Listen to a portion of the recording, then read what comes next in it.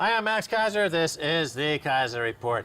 As we've been saying for quite some time, the problem with really low interest rates engineered to move money from savers to speculators and bank bailouts is that it encourages all kinds of oligopolistic, monopolistic activities. Right, Stacey? Wow, you kind of made up a new word there, monopolistic. Which sounds kind of like cannibalistic and monopolistic. I thought it was like a ballistic, like a missile. Like a monoballistic is like the weaponization of monopolization. Either way, we've come up with some ingenious ideas here on Keiser Report. We're still in Mexico City, and news continues to happen north of the border, however, and we're going to look at some headlines from there. And it actually has one of your favorite words while we're down here in Mexico, and that is eat. Max loves to eat his Mexican food. He loves his tacos, his tuna tacos. Amazon eats up Whole Foods as the new masters of the universe plunder America. Unlike our old moguls, the new masters don't promise greater prosperity, but a world where most people are to be satisfied by a state-provided basic income and occasional gig work. So here you have Amazon, who is using its inflated stock price that got that way by being able to bully its way into a number of different markets and competitively underprice the competition and put them out of business before raising prices. Here they want to get into the food business. And when this announcement was made, a lot of the food supermarket stocks crashed. Even Walmart had a pullback because you're taking a business model, Jeff Bezos, offering food at below cost to get more people onto Prime, Amazon Prime, or some other service. And he's already said, or there's already been talk about getting rid of cashiers, getting rid of a lot of jobs, delivering food by drone, using these Whole Foods stores as essentially drone launching pads and warehouses to re-engineer the food market in America. But just like taxi drivers, truck drivers, cashiers, these are the minimum wage or a little bit more than minimum wage jobs that are the bulwark of the American economy. If you get rid of taxi drivers with automated Ubers and you get rid of truck drivers with automated trucks, now you're going to get rid of cashiers at Whole Foods and other grocery stores that have to compete now with Amazon/Whole Foods. You're going to put millions and millions, tens of millions of people out of a job. They're on to basic income, as you say. This is the likes of Mark Zuckerberg and people like that are coming forward and saying, well, maybe we need a basic income because they themselves don't want to give up their monopolistic positions over eyeballs on the internet. So, for example, I saw that something like 4 out of $10 spent online is spent on Amazon, and they hope to capture even more of it. It doesn't look like there's any sort of antitrust actions coming anywhere on the horizon.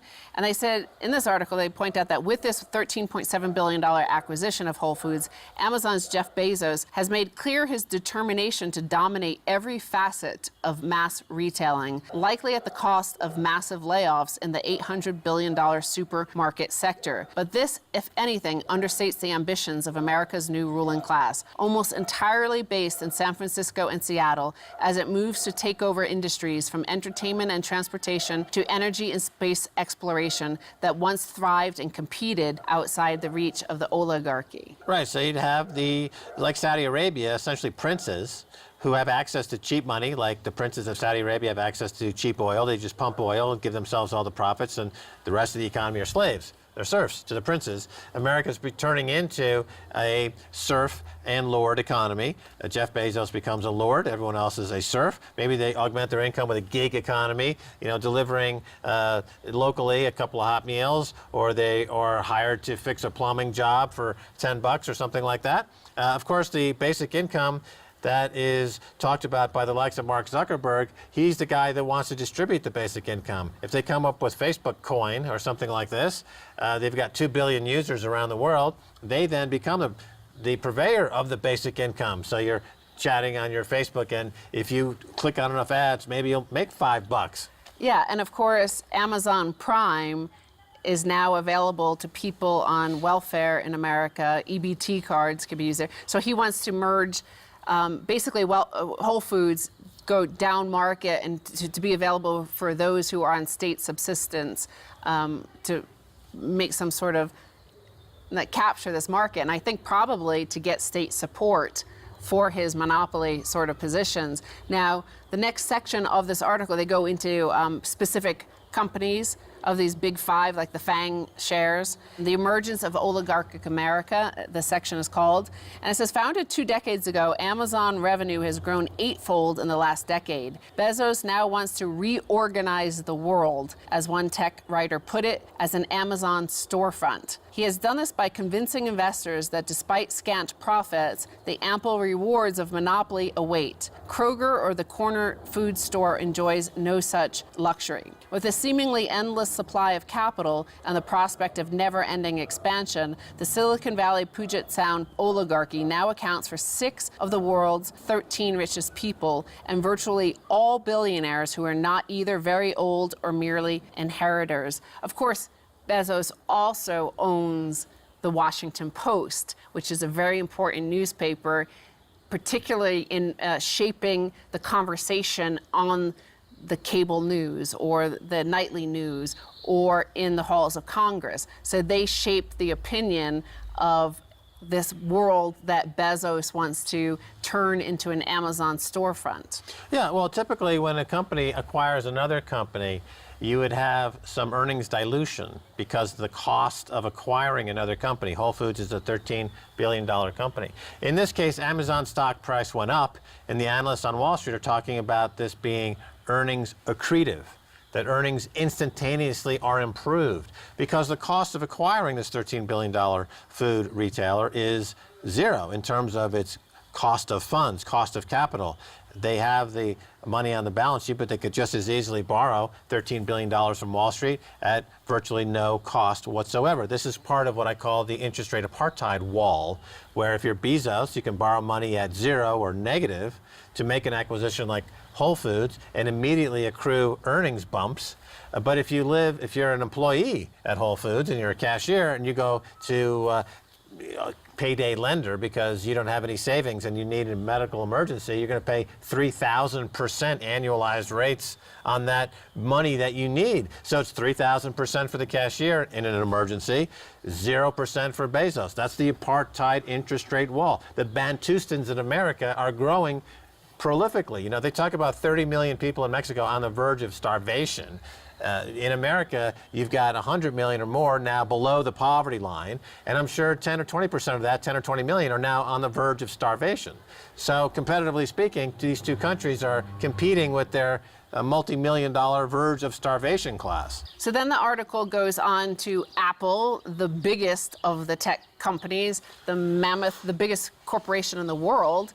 I think it was the first to cross $1 trillion, or it's close to $1 trillion.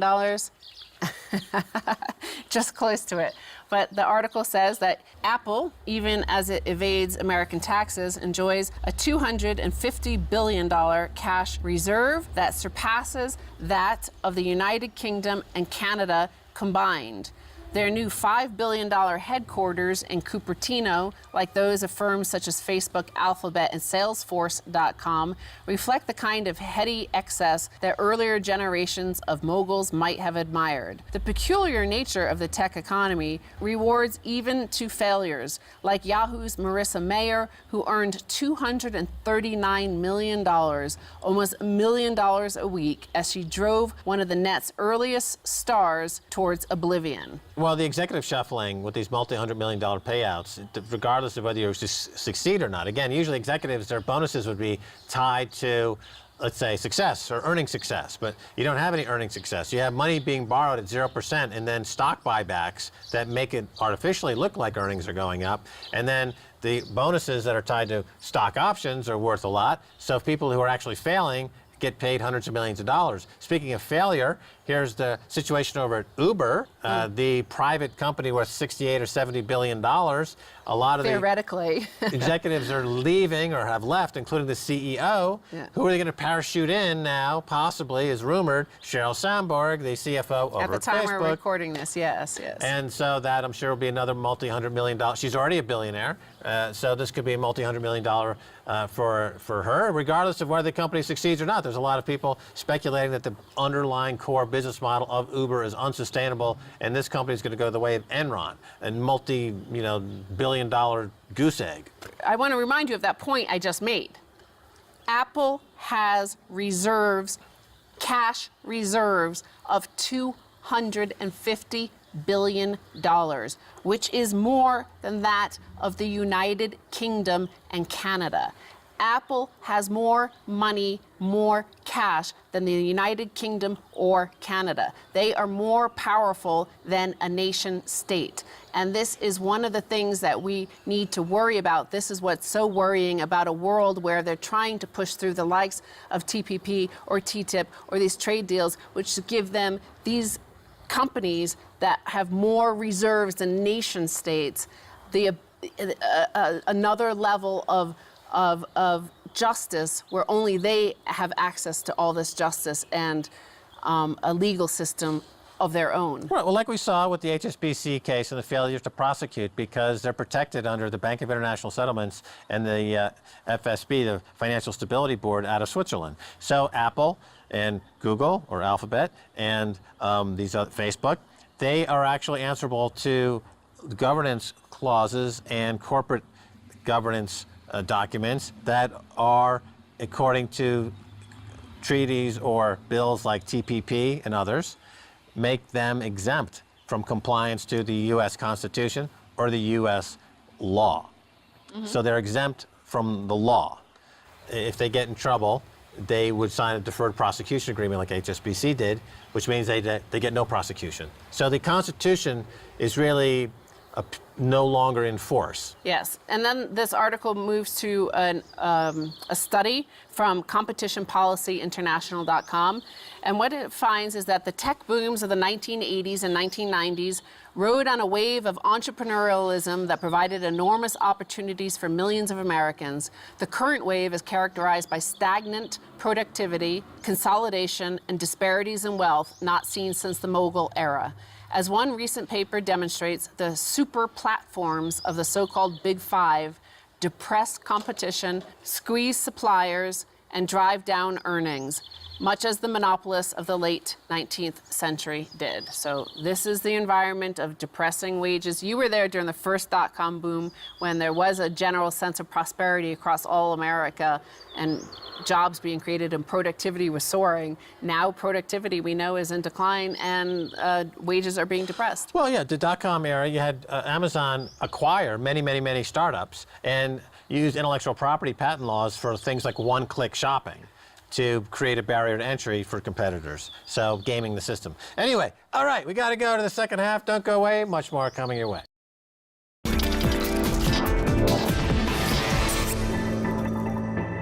Welcome back to the Keiser Report. I'm Max Keiser. Time now to turn to economist and columnist Alejandro Nadal. Alejandro, welcome.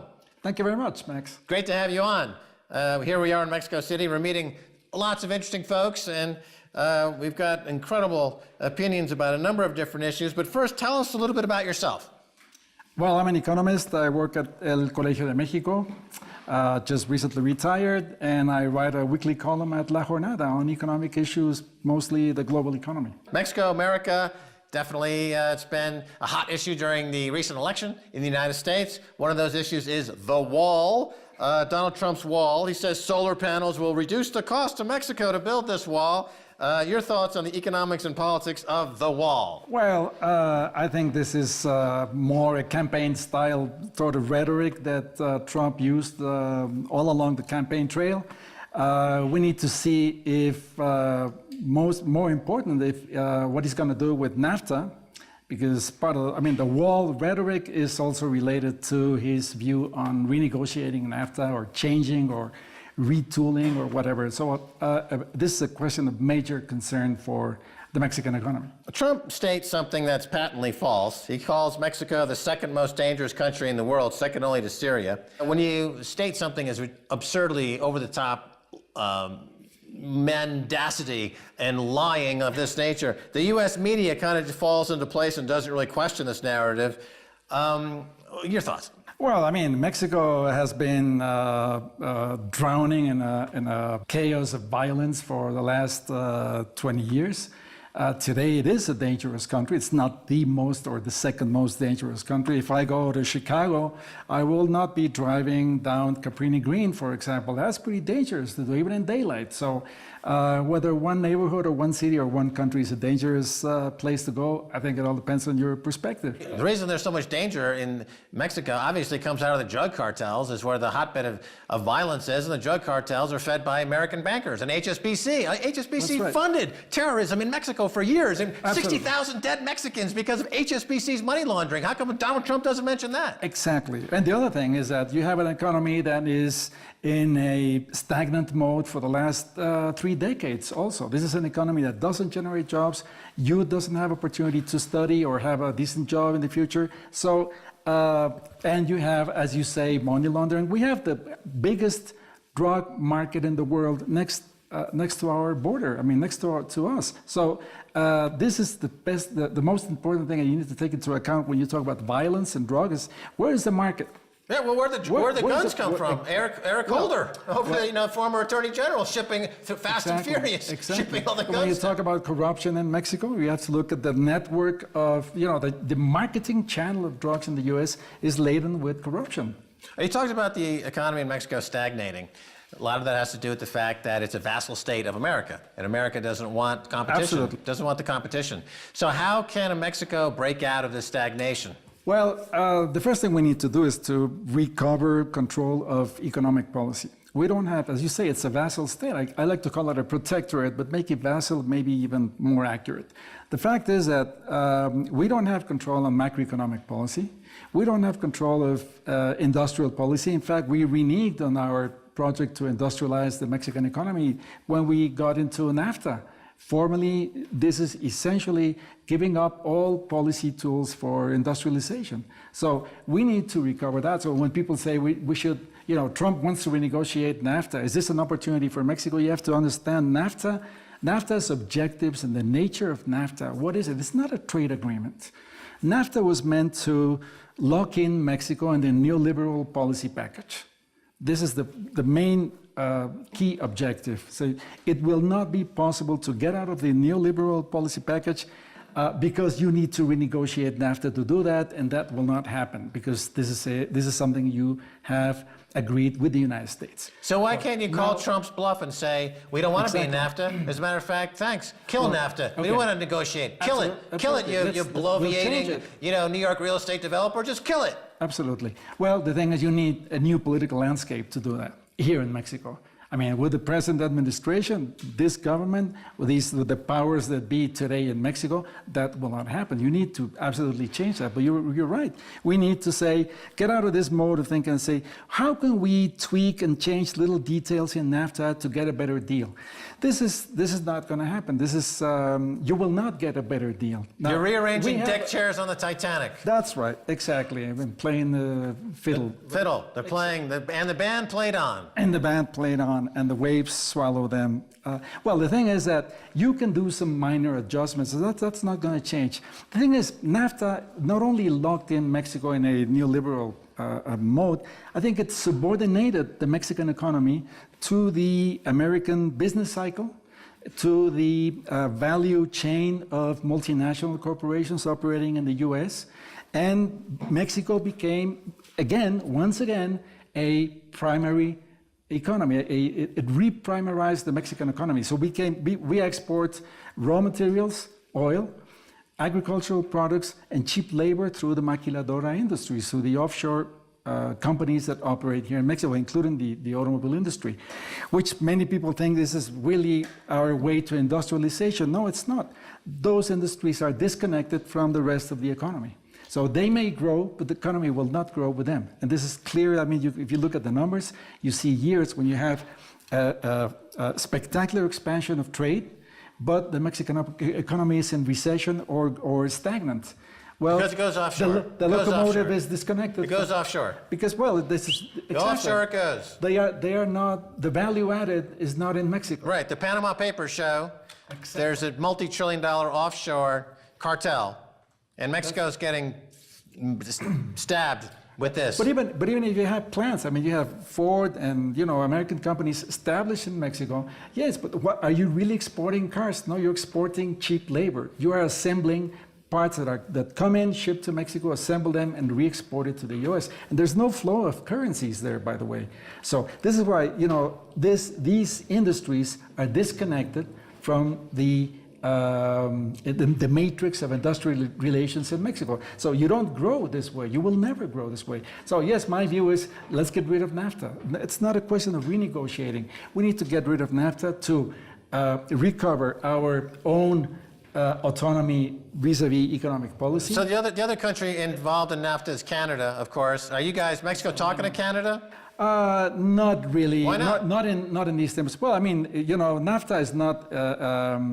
Gang up on the United States, 2 against 1. Yeah, that's right. The sandwich, right? Yeah, the sandwich. Squeeze them out. No, sure, absolutely. I would love to do that, and that would be great. The problem is, I mean, the powers that be in Canada and the powers that be in Mexico are not willing to get rid of NAFTA, and they're not willing to renegotiate NAFTA in a really, how should I say, meaningful way. Because, as I say, if you have minor adjustments here and there, there's no problem. Listen, NAFTA generates a surplus for Mexico.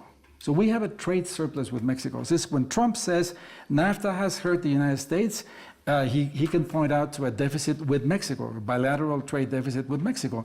But NAFTA is not benefiting Mexico because we're not growing. We're stagnant. We don't have less inequality because of NAFTA. On the contrary, we have greater inequality today, and we don't have a surplus with the rest of the world. So our trade policy did not allow Mexico to generate a surplus on our trade balance. We have a chronic deficit in spite of the fact that we have this surplus with the United States. And by the way, the surplus has gotten smaller because you have a drop in oil prices. And the maquiladora industries, as I say, operate on the basis of the U.S. business cycle. So when they have a recession and they have a problem, well, we have also the same problem with our exports. So the only reason we don't have a bigger trade deficit today is because the Mexican economy is not growing. Because once it starts to grow, that deficit starts to grow with it too, at the same time. So you have structural maladjustments in the Mexican economy that need to be addressed. And without doing that, this economy will continue stagnant, the violence will continue, unemployment, inequality, and the environmental deterioration will just continue, on a stampede. You know, the vilification of Mexico by the Trump administration in some of the mainstream media, it sets up a difficulty for the very poor in America to communicate with the very poor in Mexico. You know, Mexico's got roughly 30 million folks that are on the verge of starvation. In America, you've got 100 million or more at or below the poverty line, and probably 20 or 30 million of those are on the verge of starving to death. Absolutely. So that's 50 to 60 million Mexicans and Americans that can get together and form some kind of strategic bloc. They are voters in both countries. They haven't, just short of killing them and putting a bullet in their head, which is what other authoritarian regimes other than the American authoritarian regime or the Mexican authoritarian regime have done to anyone, you know, posing a threat to their authoritarianism. They kill them. That's right. So why not the ultra poor in Mexico and the ultra poor in America get together over a nice bowl of chicken mole and a hot dog and, you know, come together? Well, it would have been nice if the Democratic Party had understood something of what you're saying and say, let's incorporate that in our agenda and in our campaign.